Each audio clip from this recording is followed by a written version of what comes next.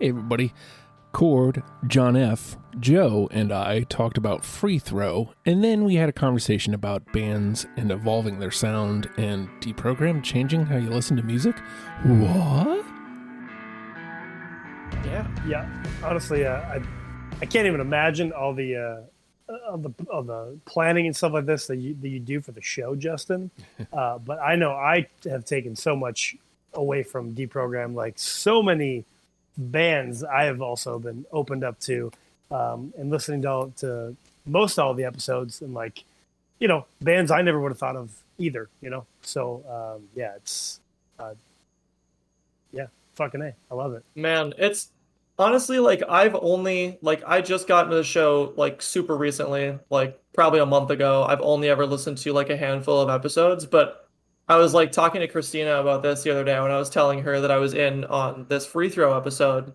And I was like, dude, this is like kind of changed the way that I have like changed the way that I listen to music, because for a long time, like I got really weird with certain bands. I would be like kind of a stickler about certain albums where like if I didn't like an album when it came out, I just kind of like wrote it off and never gave it another chance. And then like even just like I've only listened to like a handful of episodes, but like there was stuff like The Story So Far, or even like the Jimmy Eat World episode where like you guys were talking about like when you guys start raving about records from bands. Fall Out Boy was another big one. When you guys start raving about records from bands that like, oh, I wrote that record off for some reason. Like it makes me like go back and listen to that album in like a whole new light and try to like take it in for what it is.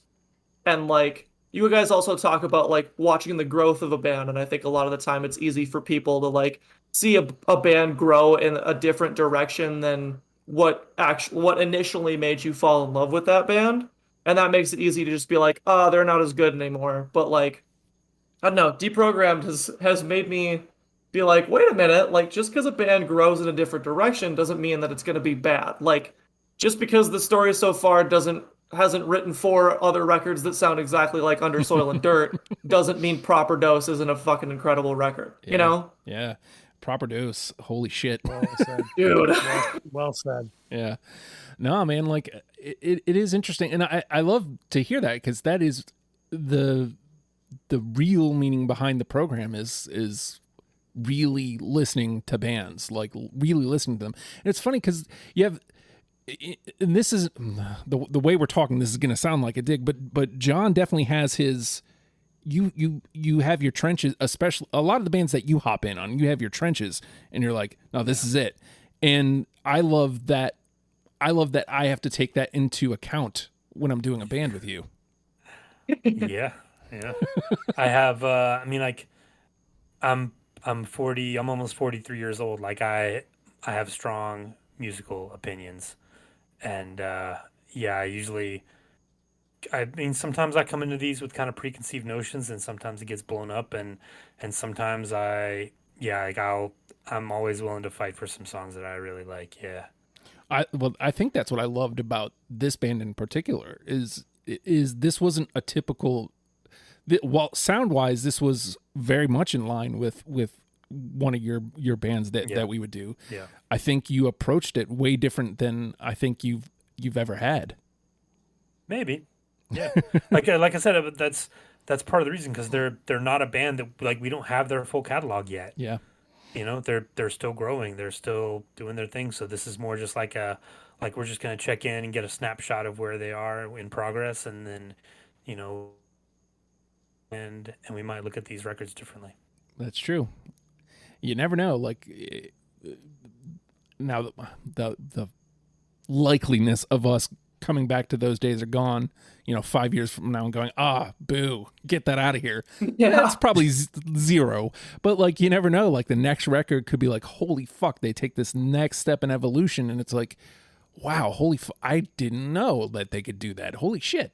So I don't know, man. Yeah, like that's crazy that how you said that is, they are literally just starting. Like they just dropped, whatever it was, 2014. That is, well, it sort of seems like a long time ago, but it's really not. Like they're still such a young band. Like, holy, Yeah. like to see what could happen is super exciting. And talking about like looking forward to the future with this band too, like I really like I dig piecing it together. It's I haven't had as much time to sit with it, so like it's still their weakest record to me. I haven't, it hasn't had the time to like really burn in. But like that being said, like I still love it. And what you were saying earlier about, looking forward to the future of this band, something about piecing it together to me sounds like you can hear them leaning towards a different direction. Like this is a transitionary album of sorts. You know what I mean? It's not quite as like heavy in your face as their previous records have been. And I think that's a really cool side of them to see. But I feel like it's them also like finding a new sound that might be even better refined whenever they put out their next record. And that makes things really exciting. Yeah, a little bit about what's to come. Can't even imagine what's next for the dudes in Free Throw. If you'd like to hear the rest of that conversation, it's After the Fact number 85. You can get that by going to patreon.com/ohhijustin. $1 a month gets you in the door and gets you all sorts of great exclusive audio content, including After the Fact. If you'd like to hear a conversation on Free Throw, it's literally just the next episode. So go forward one and push play.